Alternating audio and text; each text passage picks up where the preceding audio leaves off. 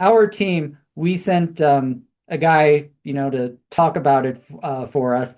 He was very competent, very smart, middle-aged bald guy who was speaking for us. And their team sent a very pretty blonde woman who had about three brain cells to rub together. Guess who got the funding? Hello, Shane. Today, I'm going to talk about something that is near and dear to my heart. That is technology and why we should have moon bases, Mars missions, and much higher and better technological level, but don't.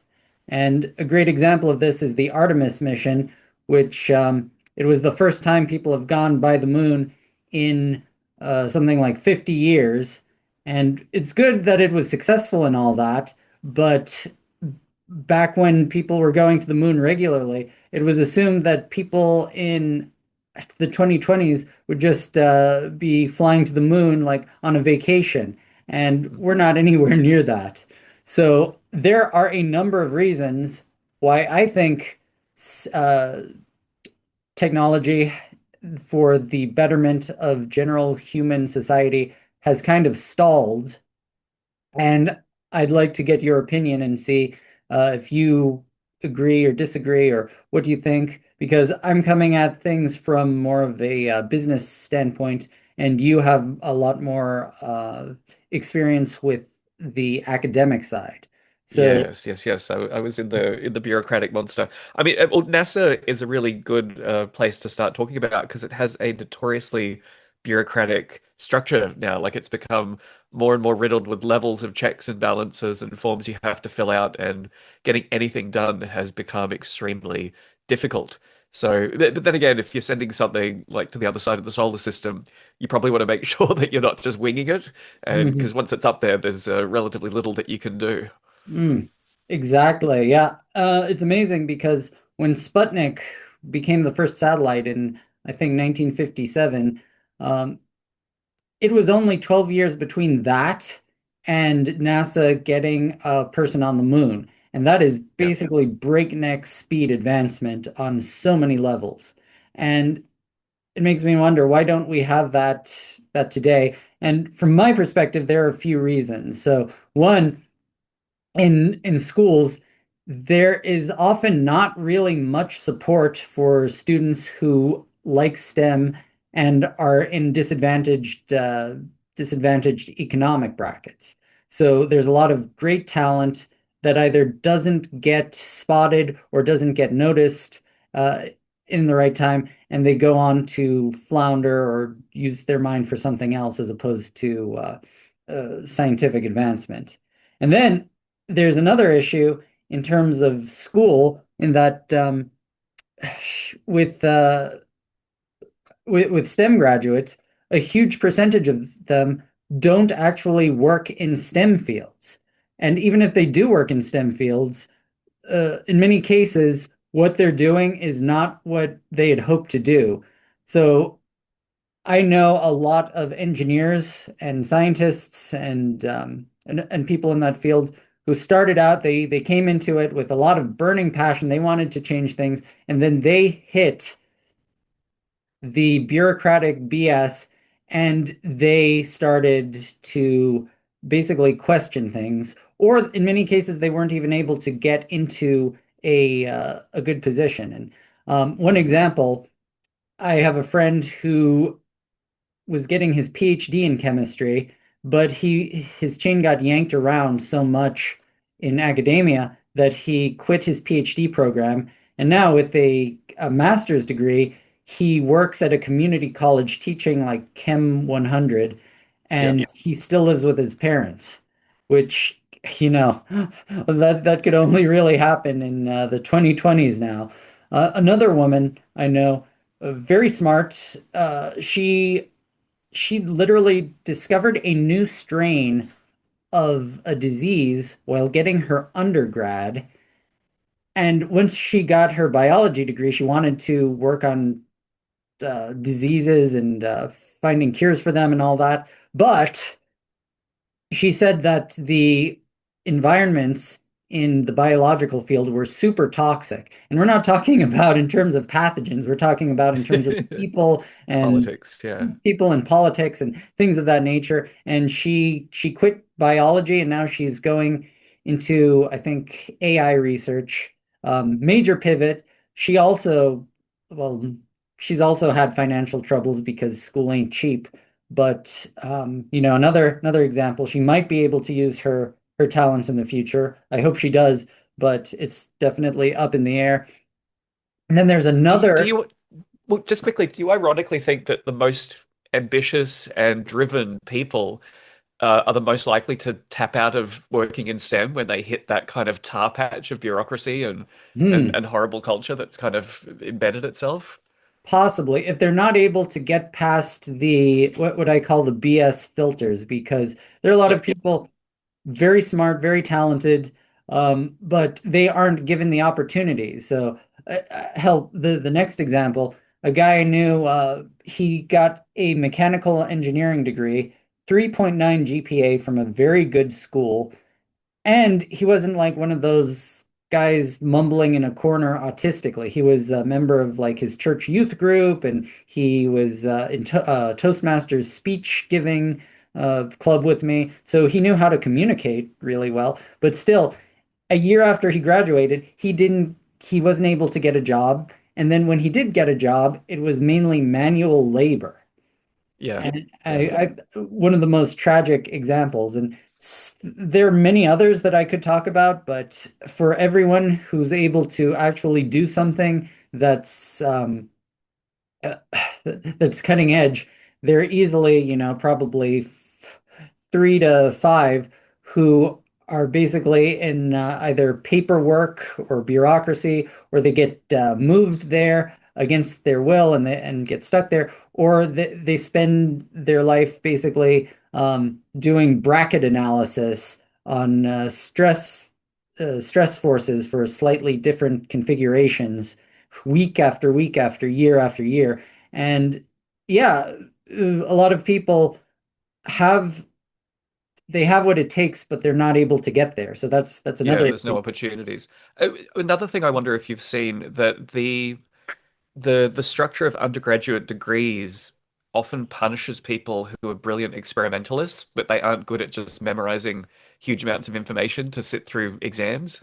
Yes, yes, exactly. And I know a lot of people who were really good at building and tinkering and whatnot, but they weren't very good at doing Fourier transforms by hand, Yeah, perfectly the first time under a time limit with minimal notes. yeah, So they either stopped or dropped out or did something else or didn't get the kind of grades required to land a super interesting job. yeah. So And I mean, that the is opposite happened in my case. I was really good at sitting exams, but when I finally got to a research degree and was just kind of left on my own, and people assumed that I could figure everything out, at times I floundered in a way that wasn't really necessary. So yeah, both of those things happen. There's a double wasting of skill.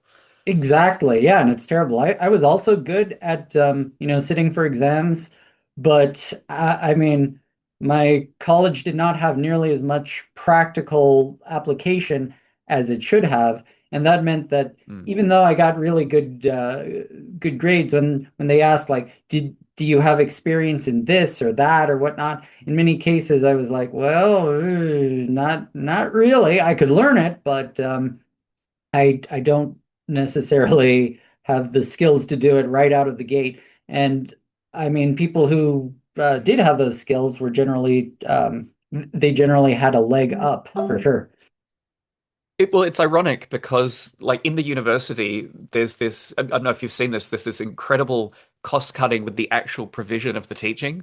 So, for Hmm. example, the labs that I was working in chemistry, a lot of the experiments that used to be physical experiments with glassware and chemicals and blah, blah, blah, got replaced with computer simulations where you just like have some crappy program that you press a button on and write down the numbers because it's cheaper and it's safer. Like, there's less risk of people like cutting or burning themselves. Um, Hmm. but at the same time, the amount of money that students are paying for those degrees is going through the roof. Where's Hmm. the money going? It's going into that blob of bureaucracy that's like behind the actual service. So yeah, I think it's a pervasive problem across society that there's this self-serving morass of bureaucracy that's just expanding and consuming everything in its wake. Exactly. And yeah, from the business side, another major force is well, a lot of these businesses are run by people who really don't have visions. Even if they do have STEM degrees, they're more like, they have the bureaucrat MBA mindset of, oh yeah, we'll do incremental growth, and if something seems a bit too interesting or too risky, then we're not going to do it. And when I worked at a major corporation a number of years ago, a great example of this, I was told that they didn't fund experimental projects that didn't get more than like I think 7% return on investment. And I Hmm. thought, my God, that is so stupid because even if you have five projects, if one of them succeeds, I mean, that'll pay for 100 other projects Yeah, easily. yeah, yeah. And yeah, one great story. I worked on a project where we were trying to find a way to use piezoelectric crystals to determine whether a structure was was sound, whether it had internal defects or not, in a non-destructive manner. So Hmm. basically, you put crystals on different parts, you vibrate one crystal, another crystal picks it up as a voltage, and you can Yeah, basically yeah. see different frequencies have different spikes. And if there's a defect, we showed, yeah, there's obvious visible spikes if there are problems here. And I remember that was a shoestring budget, like level one type of thing. And our project was set to compete for funding against other projects, which was like user experience and user interface. I'm not sure why we were in the same bracket, but they had some sort of project where they were creating like a UX handbook that was competing with us. I mean, yeah, absurdity on multiple levels. But get Yeah. this, our team, we sent a guy, to talk about it for us. He was very competent, very smart, middle-aged bald guy who was speaking for us. And their team sent a very pretty blonde woman who had about three brain cells to rub together. Hmm. I mean, obviously, not everyone who fits that description is dumb, but she certainly was. However, guess who got the funding? Yeah, yeah, yeah, yeah. Guess who got the fund? She could have sold she could have sold them soap flavored lollipops, and they would have bought it. Well, the real question is like digging down what happened to science and civilization and when did it happen? Phew, that's a good question. I mean, during the height of the Cold War, people understood that we had to have advanced science, and we had to basically um keep our nose to the grindstone in order to not get defeated by the opposition. And that was both for the Soviets and the Americans. But I think after it turned out that the Soviets would not be an issue, a lot of science became financialized, and there there are so many issues and problems at play here. I just mentioned a few of them, but a lot of businesses will quash or they'll buy patents that are innovative and useful, and they'll hide them away so that a new technology isn't actually going to ever get used. Hmm. And I mean, you do that on a large scale with hundreds of millions of people, and yeah, you're going to see a massive change and decrease in the quality of science in terms of how it affects the average person. So, I mean, imagine being born in like 1850. You go from seeing horse and buggies, and basic trains to international travel, uh, televisions, washing Yeah. machines, and refrigerators, and your life has definitely improved. You see penicillin, antibiotics, all sorts of major advancements, and it seems as though we should be getting similar life-changing advancements, but we're not. And I mean, these are some of the reasons I found out, and I think are huge factors. Well, this is my broad brush view on it. I think we've actually had two distinct phases in the Industrial Revolution, and the 18th and 19th centuries had a dramatic increase in the amount of resources per person, and the number of people increased dramatically at the same time. So I view that as kind of like a Jupiter kind of abundance. There's like an explosion in the underlying resources, and science was always and technology were trying to catch up. It's like, what do we do with all this extra coal? What do we do with all this extra iron? What do we do with all these extra people? It was trying to invent new ways of putting all of that explosion of the underlying resource base Burn the into whales. use. Pretty much, yeah. But once we got to around about the World Wars, or maybe the 1970s for sure, and you can find graphs of this, the per capita resource base started to slowly decrease. Um, the amount of oil and coal and steel and whatever per person just started to slowly drift down. And I think we hit a more Saturn kind of based era.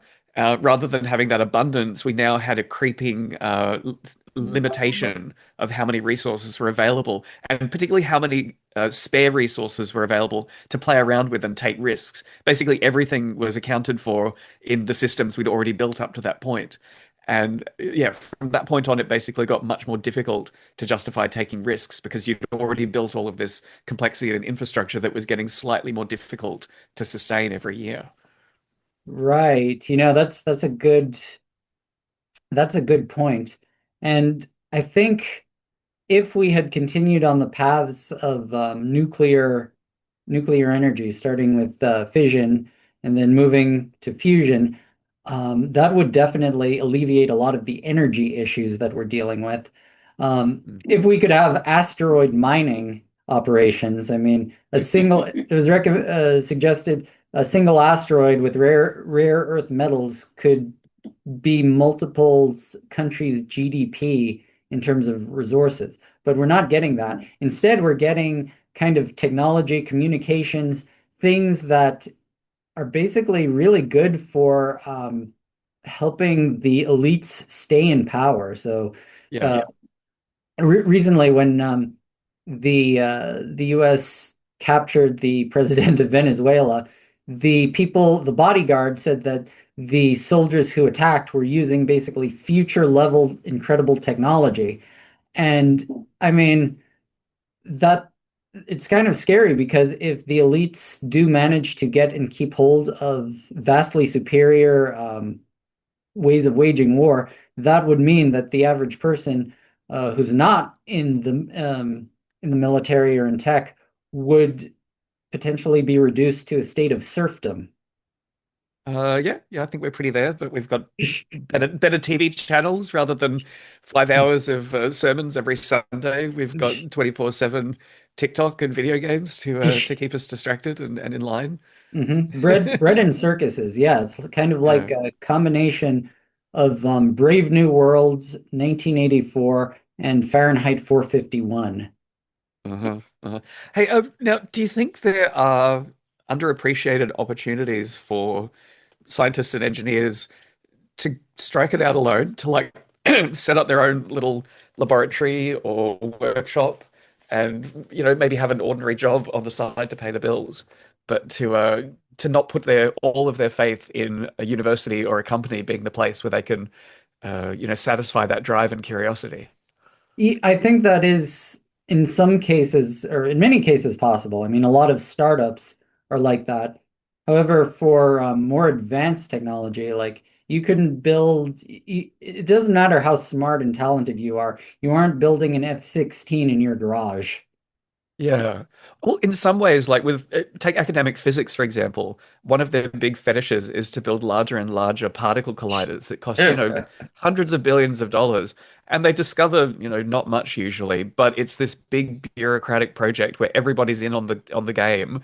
Everybody's like getting their slice of the pie, and it doesn't really matter if it works or does anything useful. Like the point of it is to spend, hundreds of billions of dollars and everybody joins the party. And I think there's probably underappreciated things that can be done for very low cost on the side that never get an opportunity to get even a tiny amount of funding in academia because it's not one of these big, money spending parties. Hmm. So I think if you're creative and ambitious and you can stick at something for long enough and start early enough as well too, basically your 20s and your 30s are your ideal time in life to Hmm. have the kind of mindset and the energy and the drive to potentially do one of these things.